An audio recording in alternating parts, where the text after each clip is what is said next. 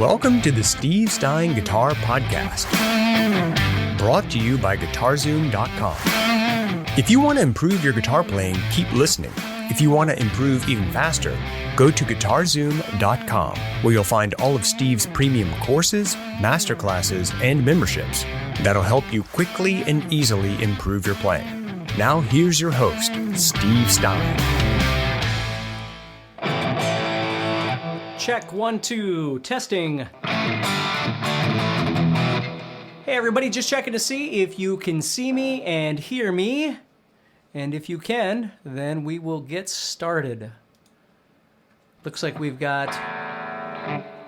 Hey everybody, hey Ricky, hey Ron, hey Barry, hey Peter, hey David, hey Manuel, hey Maz, Michael, hey Conservative is here again, Paul is here again, Mary is here again, Bruce. Awesome, look at everybody. Rob is here, very cool. Awesome. Hey everybody, it's nice to see you. Thank you so much for taking time out to hang out with me today. I'm going to do the best I can to answer all your questions. Let's see here. UK, awesome, Andy. Glad you're here, buddy. Rob, looks and sounds great. Awesome. Hello from the far north. Chris, where are you from? What is far north? Marilyn, good to see you. What was that crash upstairs? I don't know. I don't know if somebody was taking something out of the pantry and something dropped, or if my wife was doing something. I'll tell her you asked, though. That's good. Oh, wow. Todd's back from Okinawa, Japan. Todd, thank you. I know you were in the last class as well. I saw you in there. Awesome. We got, Canada. There you go. Well, I'm right next to the border. You're further north than I am, though. So anyway, well, let's go ahead and get started here. Thank you so much for taking time out to hang out with me, and let's get some of your questions answered. Brad is from Florida. Sounded like a drum set. Oh, thank you. Tony says, love your new guitar. I appreciate that. What if you bought all of my specials? I don't know what specials they are. Hello, Steve from Ohio. Hey, Larry. Nice. I'm glad you're here. So, okay, let's go ahead and get started. So Christian says, I'm going back to the spreadsheet here that you guys had written your questions on. So Christian says, what are some techniques for creating effective chord progressions? Well, it depends on what you mean by effective chord progressions, right? I mean, to be honest with you, the most effective chord progressions are the most common ones. Hey, Rich, right? So when you make G, D, C, like if you deal with your primary 6 chords, right? 1, 4, 5 being major, 2, 3, 5, or 2, 3, 6, being minor, those are probably, honestly, the most effective chord progressions. Because that's what every song is written off of, or most songs, right? If you want to get creative, then you got to step outside that box. And one thing that I've always loved, hey Warren, one thing I've always loved about the guitar is that the guitar lends itself really well to exploration. Like, when you first start learning how to play guitar, everything's very matter-of-factly. This is a D, and this is a G, and this is an A, that sort of thing. But as you keep playing, you start learning some other things.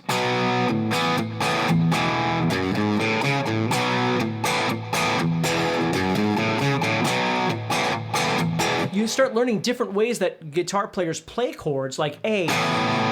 That's a really cool way of playing an A chord. You know what I mean? Yeah, thank you, Mark. Thank you, Victoria. Yeah, it is new. It's just been a lot of fun to play.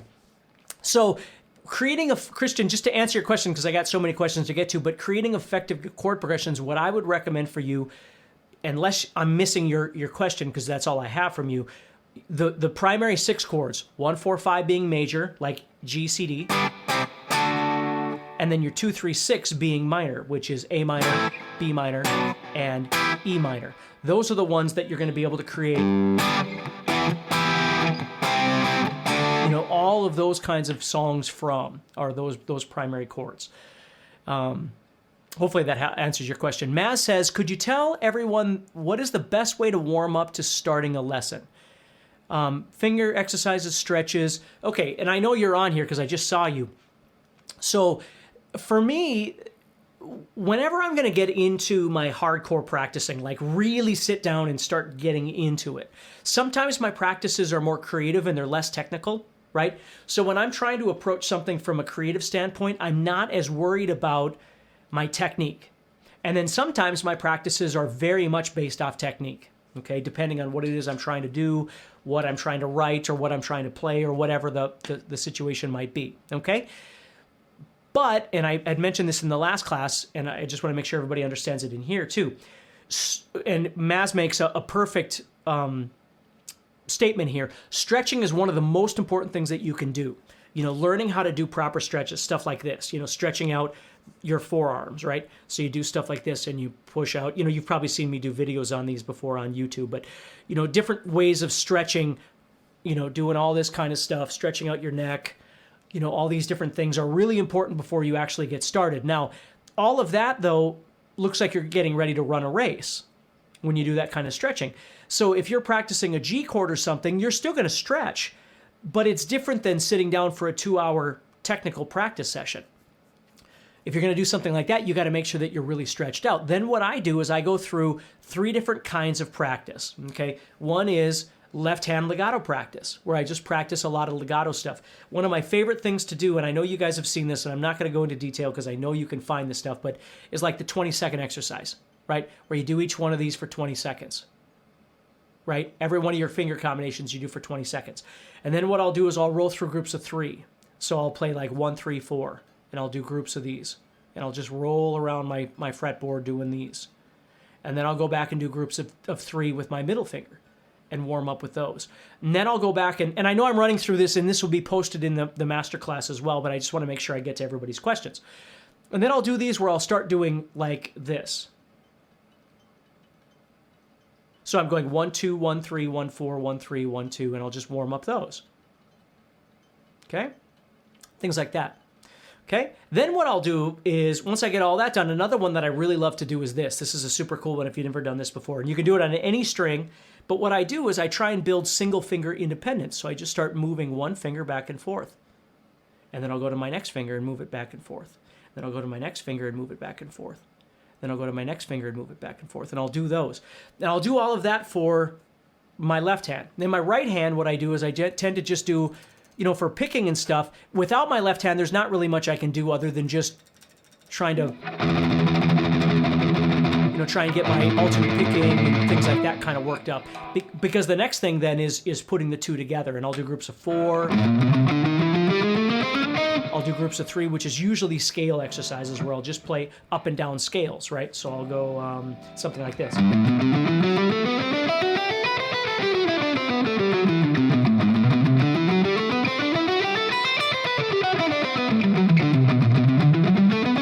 Just over and over and over, just different things like that with the metronome and all that sort of thing. But then the biggest thing is I'll use songs. Like I might use Whiplash by Metallica for a speed picking thing, or I might use, it could be anything, just all sorts of different songs for different kinds of warm-ups that I need. I use songs for stuff like that, okay? Mary Beth says, I do handstands and headstands. Well, if I did that, I would put out a hip, Mary Beth, so I can't do that. Hey, Gary, glad to see you here, buddy. Gary says, can't wait to see your guitar and you in person in Fort Wayne, and I can't wait to see you, Gary. It'll be fun. We had fun last time. It's going to be awesome. So, yeah, I'll definitely be bringing it. Randolph, we're going to be talking about that exercise today, starting with an up pick as you posted. Yeah, we're going to talk about that really quick to give you guys something to walk away from today that you can actually practice, because I've got some more stuff that I didn't go into on that video. You're welcome, Mass. Let's see here. Paul says, do you know a series of chord progressions to create an echo effect for a song without reverb? Could this be accomplished with an octave of chords? Well, I don't know. I don't really know. I don't really know what you mean by that, Paul. And text doesn't always kind of, give the proper expression of what you might be saying there. So Paul says, is this my signature guitar? It is not. This is called the S Premium, which I got to play at NAMM. I finally got to meet my artist rep at NAMM. So Tyler and I were hanging out, and I was playing a bunch of the new Ibanez stuff. I've got an Axion on the way as well, but the S series, this Premium, is really thin, so it fits my body really well, and the neck is just really, really easy to play. Now, the neck on these are a little bit thicker than my gems. My gems are quite thin. This one's a little bit thicker than that, and the Axion I have coming is a little bit thicker than that. But the Axion I'm actually going to be tuning down and doing more videos on like drop tune stuff and things because I'm using it for songwriting, so that's what that guitar is going to be used for. Let's see here. Barry says, still having trouble with fifth string bar chords. Any finger strengthening exercises you could suggest? Well, the biggest thing is it's not just the strength of your fingers. Barry, two things to think about if we haven't talked about this already before is make sure that your guitar is set up properly. Make sure that the strings are the proper thickness for your hands. Again, don't let the world convince you that you need to have size 13 gauge strings on to be cool. I hate all of those conversations. Find what works for Barry, right? So make sure that the neck and the strings and the setup is proper, right? Make sure that your strings aren't too far away from your guitar. Make sure you have the right thickness of strings. If you're having a hard time pressing your strings down, chances are your strings are too heavy. I don't care if you have really big hands. It doesn't. The point is you got to find something that's comfortable. So start with understanding that the guitar makes all the difference in the world. And I do this in my classes where you guys have probably seen me play my Ovation before.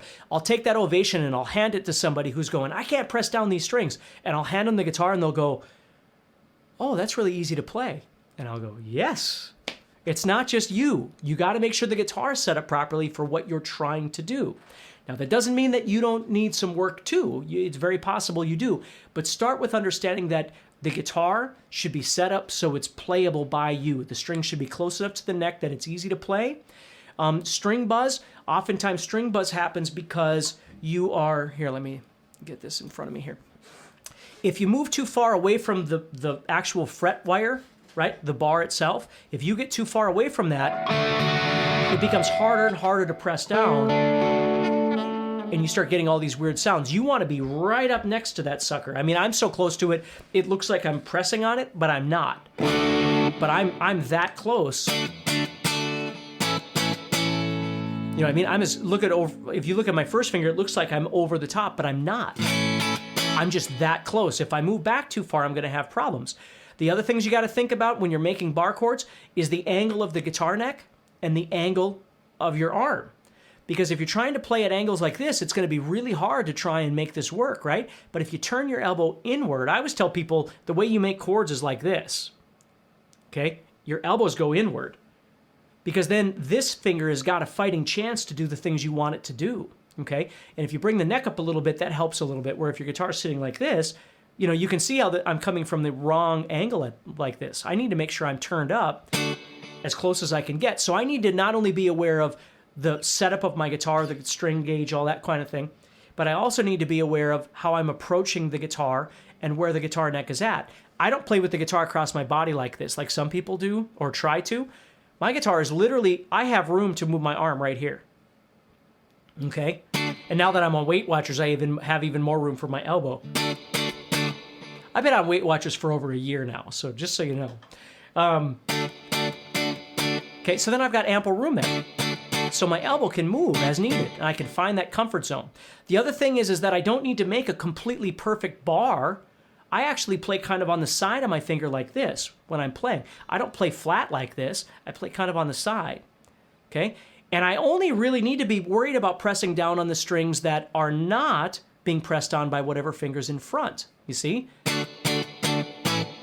Now, I know that's a lot in a short amount of time, but again, I want to get to as many questions as I can within the 50 minutes that we've got together. But it's not always you. Sometimes you got to think about the placement of your guitar, the placement of the neck, the strings, how you're approaching this. And I'm telling you the truth. I tell this story all the time, but I'm telling you the truth.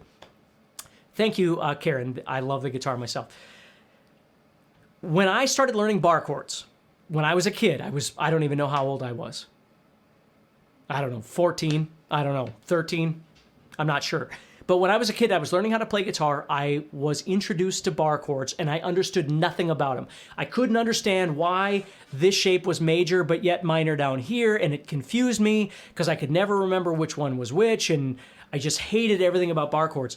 But what I hated most about bar chords is I couldn't play them. I couldn't press the strings down. And I literally must have practiced, and again, my my memory of all this is very hazy, but I would bet that I practiced those bar chords for a couple of months, maybe even longer. I don't know. Maybe it's so awful I can't even remember. But it was it was long enough to where I was ready to quit playing guitar. I hated them, and as many people do. And then one day I woke up and I could play them. And so I've always told people since then that my experience with playing guitar is not climbing a hill. You don't get better every day. You just don't. And even if you do, you don't see it. You don't notice it. Okay? Sometimes it feels like you're sitting on this stupid plateau forever. And then all of a sudden you'll wake up one day and go, oh, I can do it. And that's the story of my guitar playing. It's not like every day I wake up and something's better. Sometimes it feels like nothing's better, but it is working. It just takes time, right? That's how bar chords were for me. So if you get them, I don't even know. Maybe it took 3-4 months. I don't know how long it took, but it took me a long time. But it's because of that insight of really thinking about what I was trying to do and how I was doing it, where sometimes what people do is they wrap their body around the guitar versus trying to have the guitar in a position that's comfortable for your body, which makes all the difference in the world, whether you're standing up or sitting down, right? Learning to put the guitar in a position, in a way, and have that guitar be comfortable for you. You'll notice you will not see me playing a Les Paul. It's not that I don't like Les Pauls. I've owned Les Pauls. I don't own any anymore. Why? Because they're a waste of time for me. I can't play them. They're uncomfortable for me. The necks are wrong for me. There's not enough frets for me. The 3 and 3 on both sides. I'm fine with it, but it's just not, having the toggle switch up here is really weird for me. And having the body back here, and it's really heavy and I'm 5'2". I'm a little dude. I don't want to be carrying a, 25-pound guitar, right? So everything about them is wrong for me. And I wish it was right for me because I love Les Pauls. I think they're awesome. But it's not right for me. So I don't play them. They don't work for me. So think about those things as well. Make sure that the instrument that you're trying to play is actually right for you, not just that it's a good instrument. I paid a lot of money for it. It's a name brand. Okay, but that doesn't mean it's right for you. You still got to find what works for you. So think about that a little bit. Let's see here. Sorry. Rich says, reference minor and major scales. If you move a minor scale down 3 frets, we get a major scale. Does that apply to the diatonic scale? No.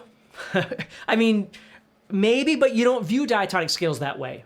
You really don't. And after a while, you won't necessarily view your pentatonics that way either. But diatonics, you don't really view them that way. Like, you don't play an A major and then move it up and you get minor. When you play, G major is what I'm playing. At that point, you understand that G major is E minor. Like, G major and E minor are the same thing. No matter where you go on the fretboard, G major is E minor. They are the same thing. So there's no more shifting. It's more understanding the concept, the theoretical idea that G Ionian or G major and E Aeolian or A Dorian or B Phrygian or whatever are all the same thing. So your fretboard, no matter where you go, is G major, is E minor, if that makes sense without getting confusing. Okay? Don says, what's a good setup for overdrive distortion without your amp buzzing? That's been a problem for me. Well, buzzing could be lots of things. And the more distortion you add, you're gonna get buzzing. And if you have any lighting issues or bad cables, or you've got guitar cables that are overlapping power cables and something's not shielded correctly, you can get even more buzzing. Buzzing is a problem. It just is. Okay. But if you have quality stuff and you try and keep your power cables kind of separate from your signal cables, things like that, it's going to help you a little bit. Make sure you're obviously using a speaker cable versus, using a guitar cable instead, anything that's obvious like that. But if you like to run a lot of distortion, oftentimes you're going to need a noise gate. You got to get yourself some sort of noise gate if you're using a lot of distortion. Lots of amps have noise gates built into them. You can get external noise gates that you run. My favorite, which is a little bit more work, but it's made by Fortin. If you guys are familiar with Fortin, Fortin. Mike Fortin is an amazing dude, and he makes amazing amps, but they're all geared toward heavy, like Meshuggah and things like that. But he's got this pedal called the Zool, which is a noise gate that's just absolutely incredible. It's not cheap, and anyway, there's lots of different noise gates out there, but if you're going to run amp or if you're going to run distortion, sometimes you run into noise gate problems. So then it's nice to have a noise gate. But, be aware of your surroundings. Just lights, all that kind of stuff can cause more buzzing for you as well. Bad cables, anything like that. Let's see. I got to move this over. My lighting is getting in the way. I can't read it.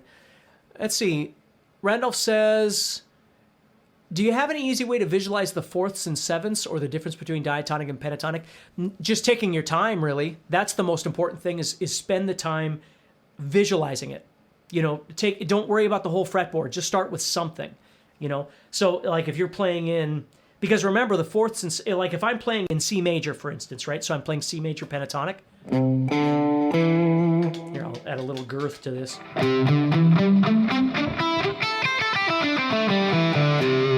Right, so if I'm playing C major right there, you might just add in your fourth and seventh, 1, 2, 3, 4. And just get used to seeing it just in this top register. You know what I mean? Right there. Don't worry about the whole thing. Don't worry about the whole fretboard. Just start with one position. So if you're in C, 1, 2, 3, 4. And then you're 7, 1, 2, 3, 4, 5, 6, 7. So if you think about it, it's just those two notes sitting right there, right? And then if you need to see them in other octaves, then you start visualizing it in different places. Like your 7 is right below your root.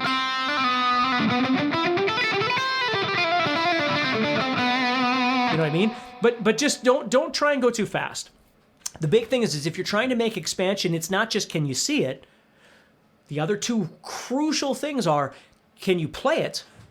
And then can you manipulate it? Because you got to use it in your playing. So it's not just can you see it, right? So people get caught up in, well, I'm going to spend the next year and a half trying to visualize them all over my fretboard. Okay, that's great. If that's what your goal is, there's nothing wrong with that. But take a small piece and learn to play it and learn how to manipulate it. So when you're soloing, you want to come up here and do a...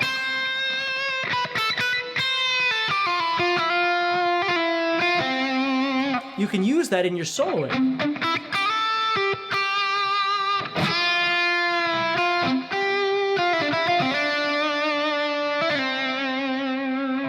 I mean, that's the trick is, you can have this big scope because we're human beings. And I know I talk about this all the time, but we have this big scope. We want to learn how to do all this stuff. That's great. But just learn how to do something really well somewhere on the fretboard. That way, that's your go-to. And when you need more go-to, well, then you learn more. Grab another piece and keep going. But if you can't see it, you can't play it, and you can't manipulate it, you can't use it. You have to do those three things. Okay? So let's see here. Larry says, we're not sure where to take an acoustic for setup. How do you determine how to trust?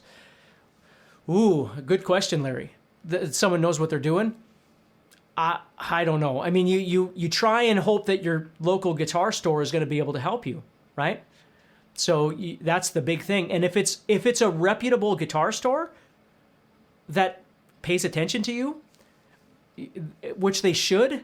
I get so frustrated when you go into these elite guitar stores and I don't know, people just, unless you're somebody, they don't want to bother with you. You got to find the right guitar store. We have one here in Fargo that I just wish every guitar player in the world could go to because they're super cool guys. They got great stuff. They do great work. And I don't know, they're just good dudes. You got to find somewhere like that. And I know that's not always easy to do. Tail says the G string keeps going out. If it keeps going out of tune, one thing you need to do is make sure that when you put on a new set of strings or the strings that are on there now, although I will warn you, if you do what I say and they're old strings, they might pop off or they might break. But when you put a string on, you want to make sure that you stretch the living crap out of that string. Brand new strings, what I do is I'll literally take that string and I'll crank on it. And then I'll start pressing like the first fret and I'll crank, second fret, crank on it, third fret, crank on it, fourth fret, and I'll keep doing that. And then I'll tune it up and do it again. And then I'll tune it up and do it again until it doesn't go out of tune. Now, as I go thinner, as the strings get thinner, I have to be less aggressive because the strings will break easier, naturally. So, but the 3 strings very much can slip out of tune constantly if you don't do that, because there's 2 things you're doing. You're stretching out the string, and you're also tightening it up on the peg before you start playing or doing whatever, right? I've got a locking tremolo, so I got to make sure that I stretch these out as much as they can possibly go. Otherwise, I can't use my whammy bar and stuff like that. So I'll stretch them out, tune it up, stretch them out, tune it up, stretch them out, tune it up until they don't stretch out anymore. Then I'll lock it down. And sometimes when I lock it down, I'll have to stretch them out a little bit, unlock it, and then lock it back down again. But I try not to do that. I try and stretch them out as much as possible before that. If you don't have a locking system, you just got to make sure that you stretch them out to the point where they don't stretch anymore. Now, the key to that, and I don't want to go into this whole thing too long, but when you put on a new set of strings, don't clip them right away. Leave those long pieces so as you're stretching it, if it slips at all, you've got extra here and you're fine. You just tune it up, keep going, tune it up, keep going. If you've already cut them and they're already old strings and you start trying to stretch them, they may slip off of there and now you got to put a new string on. But if that happens, it's probably time for new strings anyway. Okay? So you just got to beat the living crap out of those strings when you first put them on so they don't keep going out of tune on you. That's what you have to do. And it might seem like you're making new strings old. You're not. You're making them functional so they can stay in tune. The string still hasn't been abused by your finger oil and all that kind of stuff and dirt and all those things yet. It's still a good string. It's just fully stretched out. Always think of it like a rubber band. If you maximize a rubber band, you come back tomorrow, that rubber band is going to be looser. And it's going to keep going until it finally breaks, which is why we change strings on a regular basis. Okay? Medicine Man says, do you do guitar clinics at Guitar Center? Not yet. That's in the works, doing some guitar clinics. I don't have the time right now to set up, but I've been approached about doing some things like that, which I would love to do, but I got to find time to make all that work. Okay, let's see here. Whoops, I lost everything. Okay, Rich says, thank you. You are welcome, my friend. Paul says, what do I think about the Gibson JR45 sustainable acoustic guitars that just came out? I think those are really cool. They actually have one at the store I was talking about. That's the thing. There's just so much amazing gear out there. It's just finding what works for you.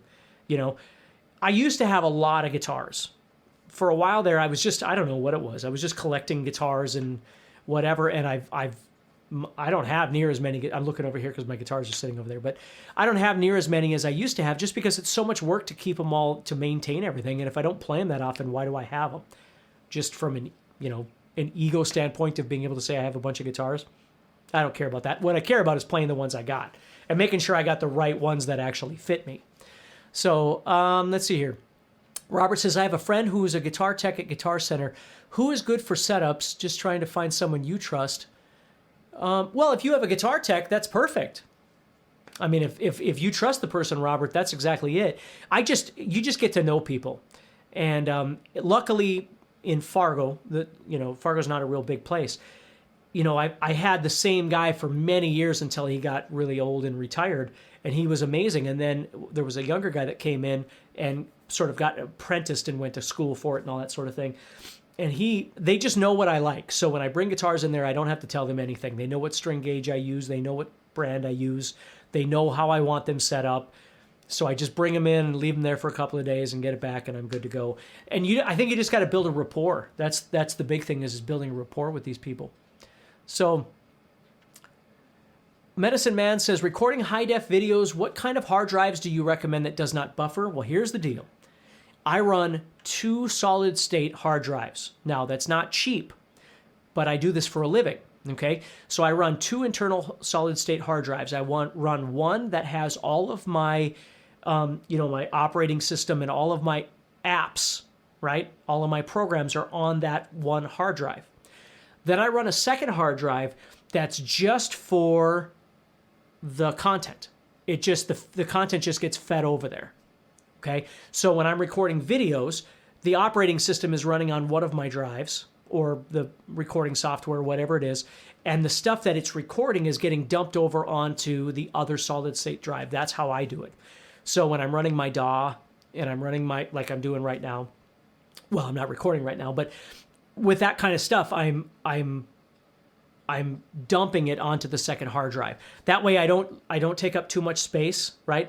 I know where all my stuff is, and the hard drive isn't fighting itself for processing power, because all that's happening is the operating system is running and the program is running, but it's not also trying to save the stuff on that hard drive. It's going on a second hard drive. Hopefully that helps you. Okay. If you're enjoying this episode and you'd like to support the podcast, go to GuitarZoom.com and consider becoming a premium member. There are 3 memberships to choose from. VIP, which gives you instant access to a library of short but powerful courses as well as new bite-sized lessons each month. There's also Play Songs that gives you step-by-step lessons so you can learn to play your favorite songs fast. And finally, there's Masterclass, university-level training on everything from soloing to music theory, from blues to home recording. For more info about these memberships and all the premium courses available to you, go to GuitarZoom.com. Now back to the podcast. Michael Moore says, people think you need to use a lot of gain to sound good, but really just a little gain makes a world of difference. It does, depending on the style of music that you're playing, of course. I mean, if you're playing metal, it depends on what kind of metal you're playing. So sometimes it's really nice to have high gain, but that's relative to how close you are to your guitar. And you're right. I mean, there is an overload. Like one of my favorite amps that I own is an amp called Mezza Barba. It's the M0, and I just love that amp. And I don't have it here. It's at my rehearsal space. But that amp, it's very easy. My heaviest tones that I use for Slayer and for Anthrax and for Periphery and all that kind of stuff that I play, I never run the gain on that amp past about 7. And even that is probably pretty high. I would say it's more like 6. Because for me, what happens is if I run the gains too hot, it's not that it becomes uncontrollable, because it depends on the volume of my amp and whether my amp is facing me, or, I might be sidewashing on stage or whatever it might be. But my chunks get mushy. Or what I like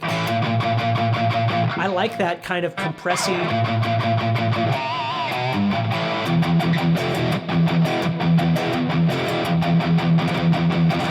Right? I like that sound, but I don't like when it comes too wide and buzzy. It gets too big. So every time I go for a palm mute, it's not an individual thing. It just becomes kind of a wash, if that makes sense to you. That's what I'm always careful of, okay? But, I mean, again, everybody's different. So, but I'm glad you said that, Michael, because it does make a big difference. Let's see here. Maz says, what's the best tube guitar amp? Is it okay to work with the tube amp with electronics and maybe a built-in attenuator, or just a real tube amp with something like an aux? Well, again, if you're talking about something with an aux, you're talking about a lot of money. I mean, I own an aux, but the aux itself is like $1,200 to $1,300. So it all depends. I don't believe there is a best guitar amp, tube or not tube. I just think you got to find what works best for you.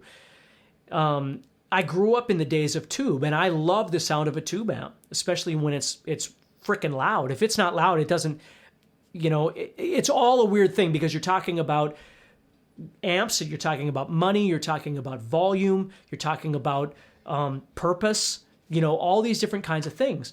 And if you own an all-tube amp, but you never really get to turn it up, you're never really burning the tubes to hear what the tubes sound like in the first place, which is where people get it wrong. They'll go out and buy a 100-watt tube amp in their apartment, and then they're running it at 0.0001 volume. A tube amp is meant to be pushed, right? But technology has gotten so where there's a lot of solid-state stuff out there that can replicate that tube sound, the sponginess of those tubes, the ability to clean up the sound.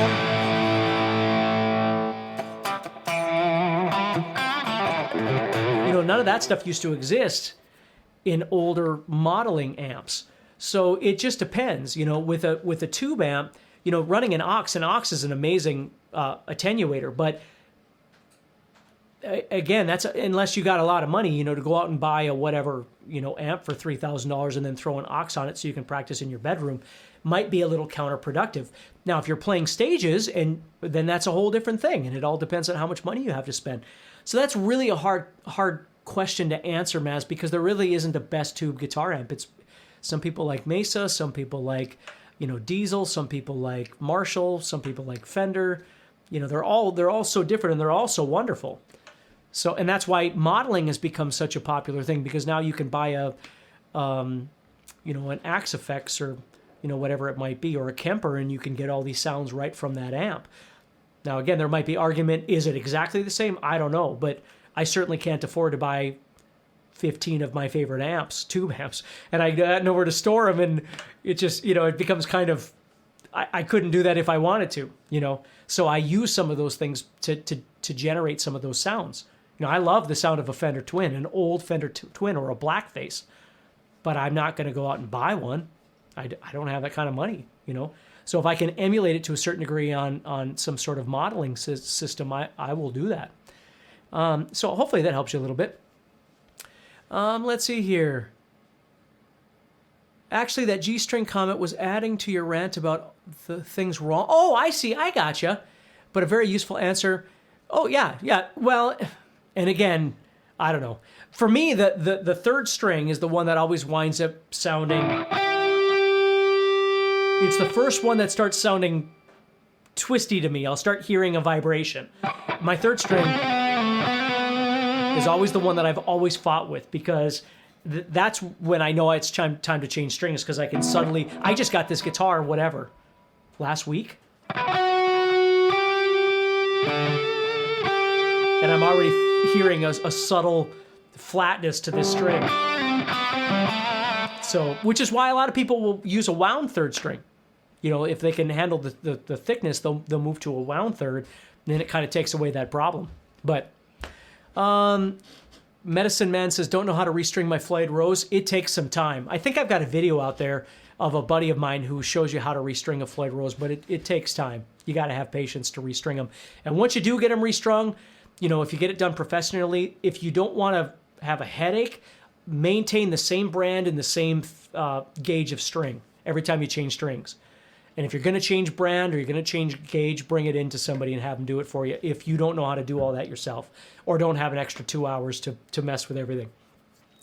Because even brands, you can get a 9-gauge set from Ernie Ball and get a 9-gauge set from GHS and get a 9-gauge set from Dean Markley, and they're all the circumference is the same of the string, but the thickness, the density is different.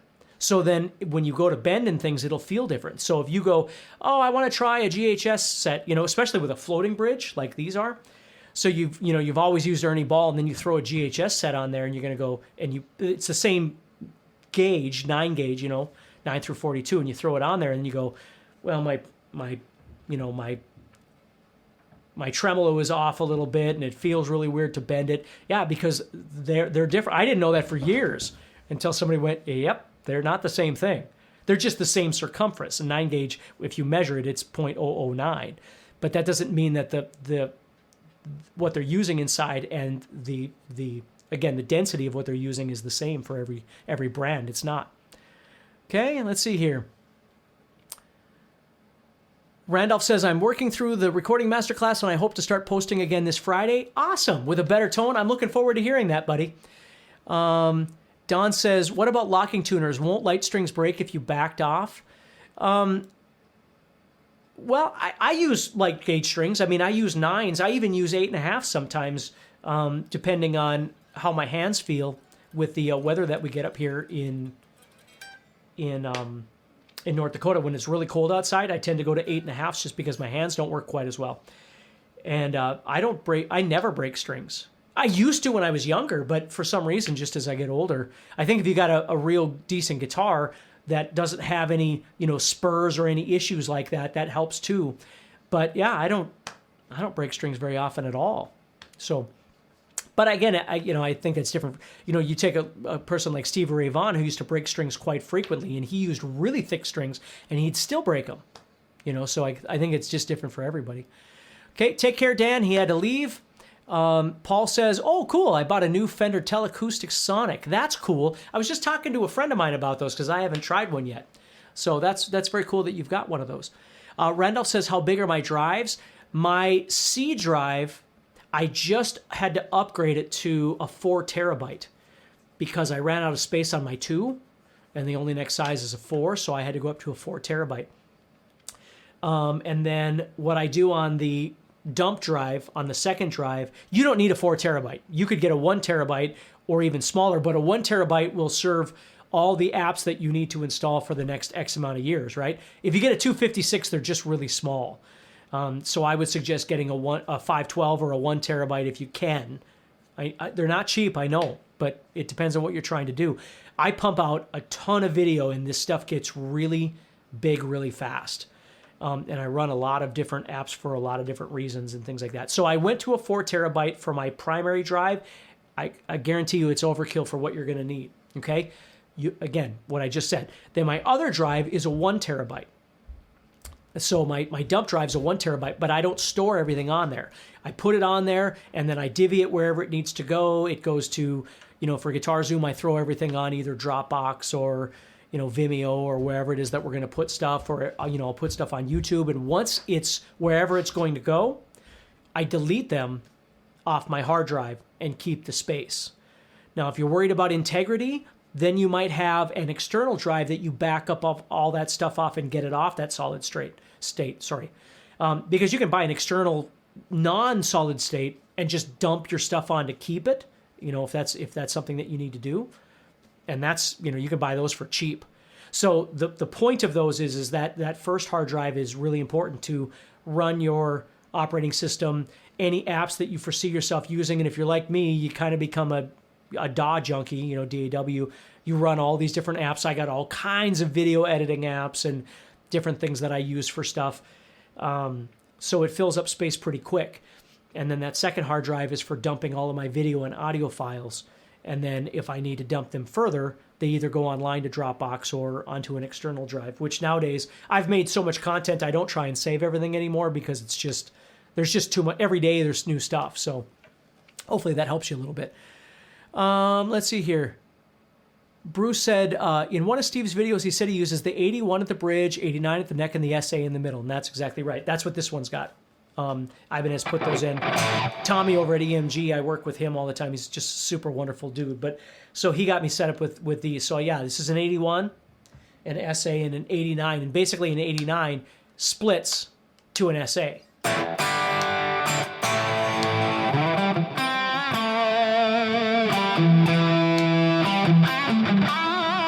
So yeah, so when I want, more funky stuff, I go with that.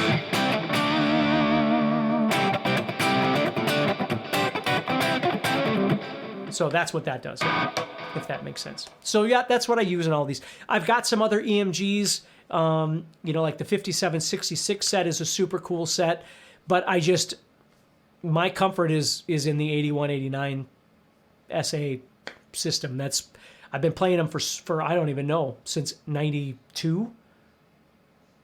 That's a long time, 25 years or something like that, which just makes me feel old, but it's been a long time. So they're what I'm comfortable with. I can get, if I have these pickups and one of my Ibanez guitars, certainly my Gems, which I've been playing my whole life, I can pretty much plug into any amp and make it functional.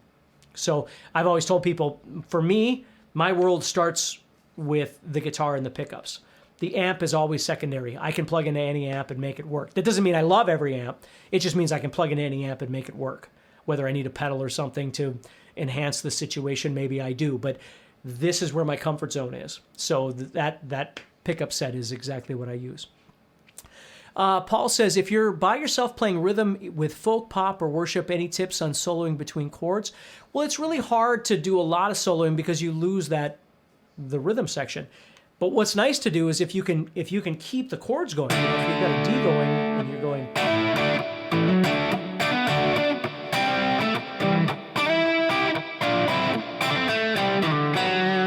and you keep that going. So if you think about having like whatever D, C, and G going in the background. Let me switch to a little different sound here.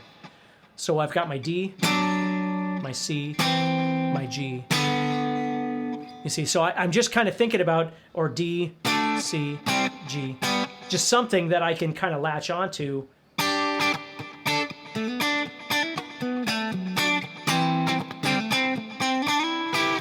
There's a C, right?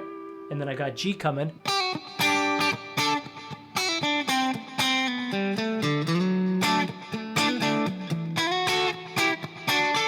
See, something like that, I might try and kind of combine those two elements together. Because if I just go off, I mean, I can try and emphasize the notes, right? D.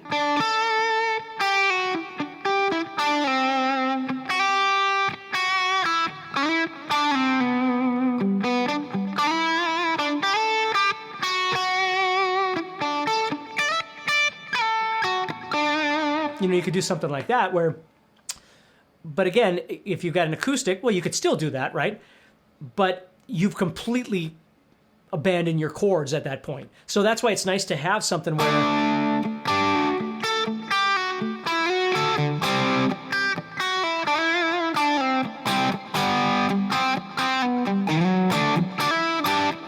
you know, whatever it might be that you're trying to do, if that kind of makes sense. Okay? Gary says, at times you say Dorian means 2, so emphasize the second note of the major scale. But other times you talk about flatting or sharpening a note to get the mode. Okay, wait. So remember, Dorian means the second mode or second chord of a major scale, right? So Dorian, if I said A Dorian, Gary, A Dorian means G major. That's all it means. A Dorian means I'm in G major. My chords are in G major. My notes are G major. My fretboard is G major, right? But A Dorian says you're going to emphasize the A minor chord of G major. That's what Dorian means, okay? Because again, remember, at the base level, modes attach the modal concept to chord progressions, not to solos, okay? Think about chords. So if somebody says to you, oh, you're in whatever, D Dorian, okay? The first thing you do as a guitar player is you go, well, what does D Dorian really mean? D Dorian means C major. Okay, well, if it means C major, that tells me what chords I have. C major, D minor, E minor, F major, G major, A minor, B diminished, right? I got all that information. C major also sets up my fretboard because I know where some of the C major is at, right? But the second level of that is what the person is telling you is that the primary chord is D minor. So it's going to use all of the essence of C major. It's going to use all the notes, all the chords, everything like that. But its directive is the note D and the chord D minor. Okay? Now let me see if I finish the rest of that. To emphasize the second, nope, it's not emphasizing. Okay, well it is. But again, like I just said, don't think of it as emphasizing the second note of major. Think about it as what you're actually trying to do. Now, let me show you an example here. So if I said I was in G major,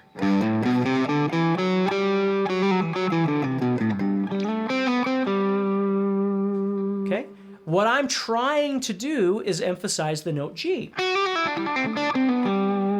But is G the only note I can emphasize? Heck no, there's all kinds of notes I can emphasize for different reasons, right? G isn't the only note. I don't start and end with G and just play G and every note I rest on is G. In the beginning stages of learning this, that might be true, okay? But as I keep going, there's all kinds of different colorful notes and things I could do over the sound of a G major chord.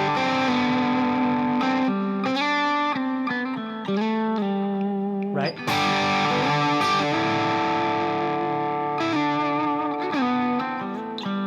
Okay, there's all kinds of different things I could do. So if I'm in A Dorian, I'm really in G major, and all the things that I'm doing right now still fit in A Dorian. But what that's telling me is the rhythm player is going to be playing an A minor chord and then other chords that still exist in the key of G, right? So as a guitar player, I can still visualize the G major scale.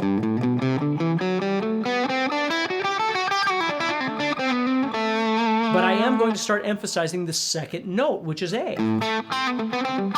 So I don't have to re-visualize my entire fretboard. If I can see my fretboard as G major, all I have to do is redirect what gets highlighted within the structure of that position that I'm learning, or whatever I can see on my fretboard, right? So instead of the G's being highlighted on my fretboard, now the A's are highlighted, and other things.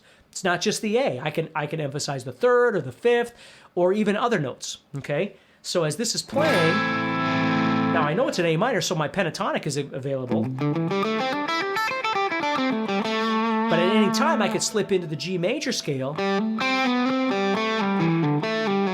from that A minor pentatonic if I wanted to.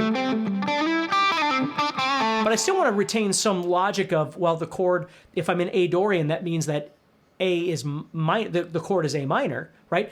So I want a minor tonality when I'm soloing. Pentatonic is still going to exist there. But I've got all these other notes that I can try and emphasize. I hope that helps you a little bit in understanding that, Gary. But other times you talk about flatting or sharping a note to get to the mode. Okay, well that's a different thing, because what that's saying is, let's say you're visualizing your A minor pentatonic. And you don't know G major, and you don't realize that A Dorian is related to G major. You don't know any of that. Okay? What you can do is simply take your scale and add in the sharp 6. One. Again, you got to kind of know something about this stuff. I'm not sure exactly how far you are in this, but that's the raised 6 or the sharp 6. And that sound right there, Gary, is what makes Dorian really sound like Dorian. Because without that 6, you just have pentatonic.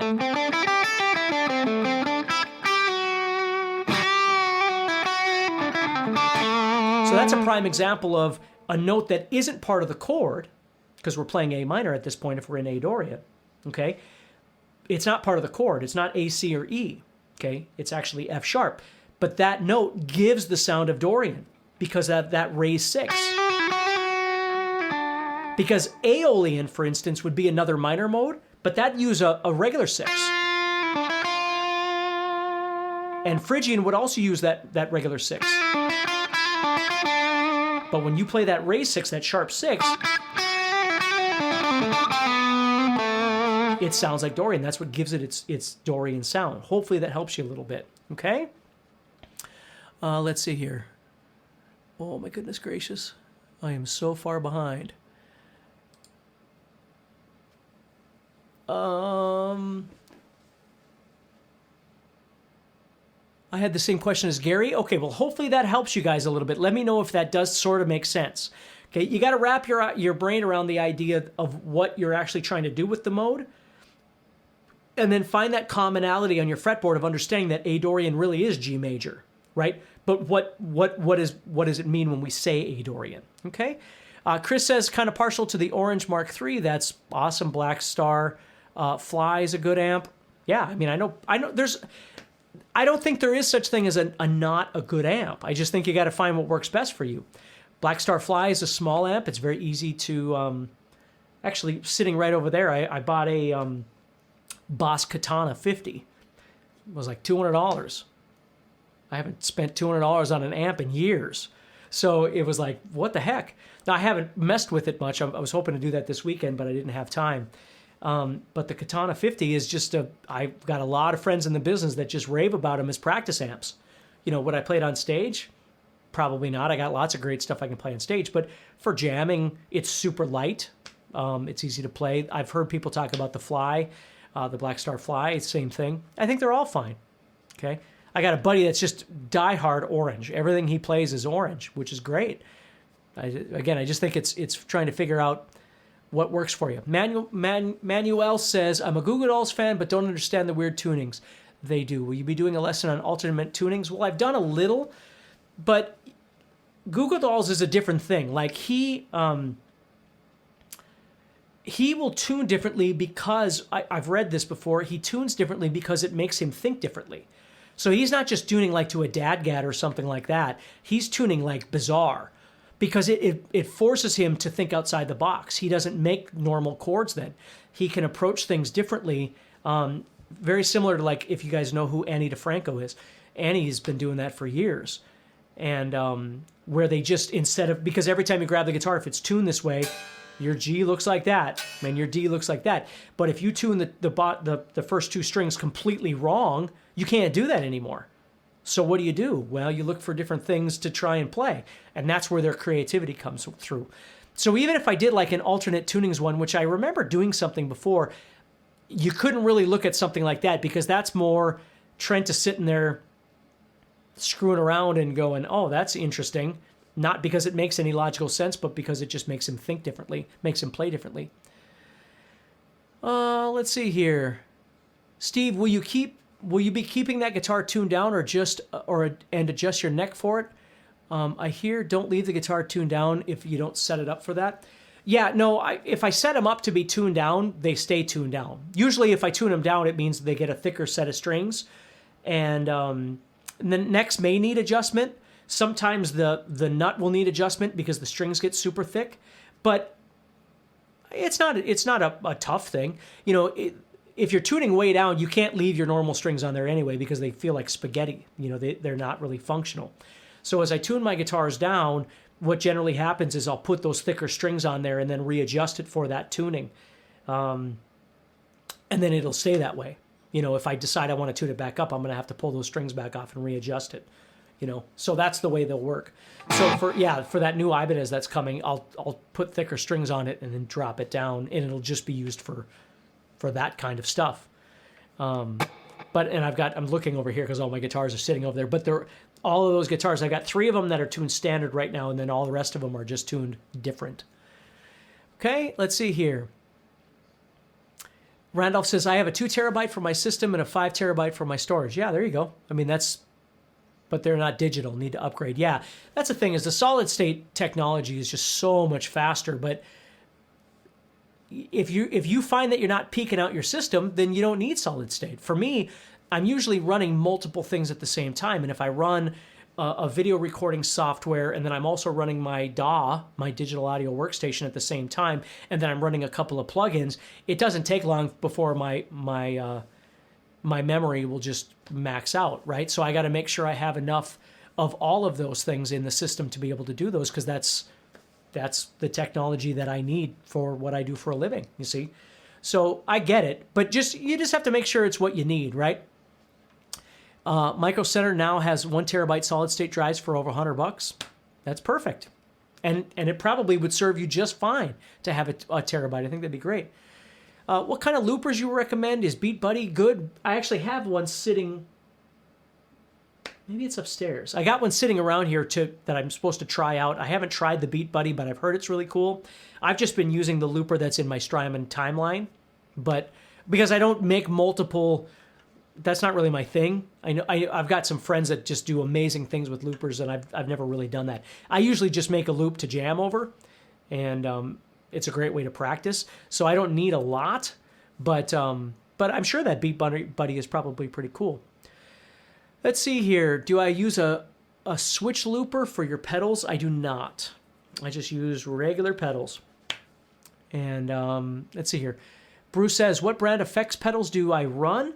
Well, let's look down at the floor here, which I can't show you right now, but I've got a TC Electronics Polytune that I use for tuning. That way I can hit the button, I can go like that, and I can tune my guitar in a very short amount of time when I'm on stage. That goes into a Digitech drop pedal.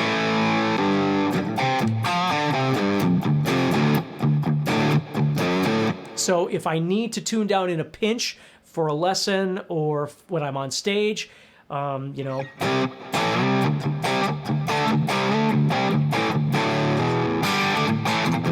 use the drop pedal for that. That then goes into my Digitech Harmony Man pedal, which I use very little, but the Harmony Man pedal I'll use sometimes for harmonies because most of the time the bands I play in, I'm the only guitar player. So every once in a while I'll come across something where I really do need an extra harmony or, maybe an octave or something like that, and that's where I'll use my harmony pedal for. That then feeds into my Fortin Grind pedal, and the Grind pedal is a super cool pedal, which kind of thins it up, which is great when you're tuned down.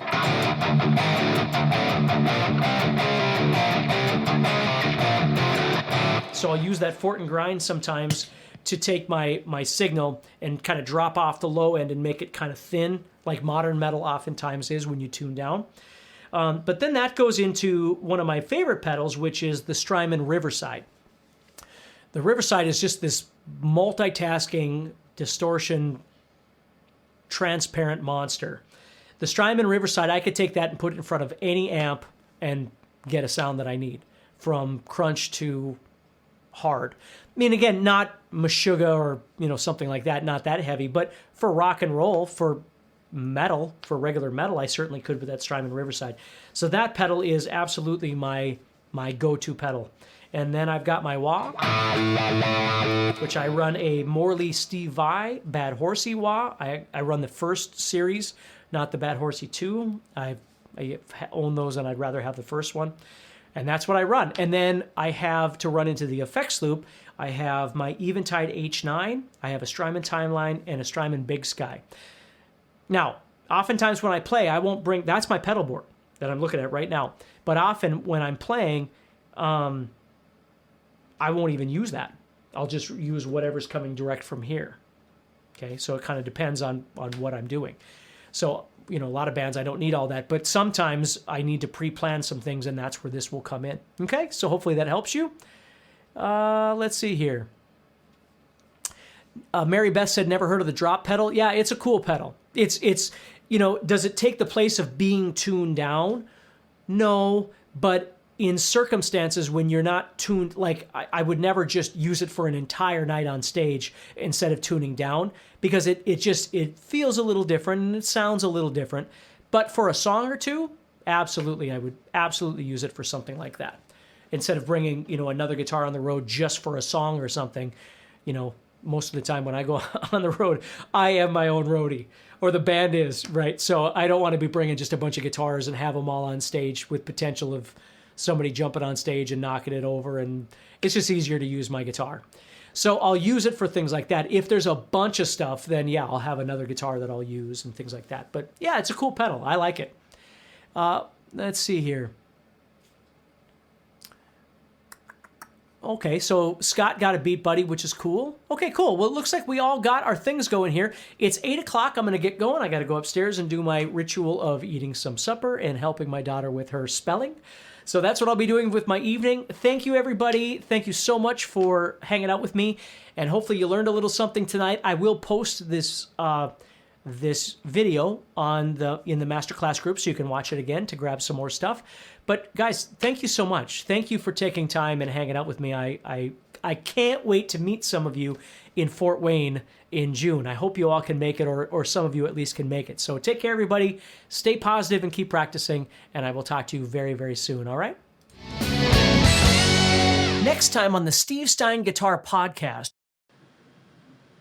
All right, so what I'd like to do is offer you some other opportunities to play some chords in different places that maybe you're not as familiar with. So I'm going to show you just a brief introduction to what we refer to as the caged system, which is a way of combining the C, A, G, E, and D chords, literally in that order, caged, across the fretboard to be able to better see how to connect chords all the way across instead of just in various different places. Now, I don't expect you to sit and study this entire thing and that's all you do, but I want to give you the opportunity. So the way this works is, if you think about it, I can play a C chord all over the fretboard, anywhere I want, or an E chord or a B flat chord or anything like that. But what this does is it gives you a system of being able to connect them all together. So let's say, for instance, this C chord.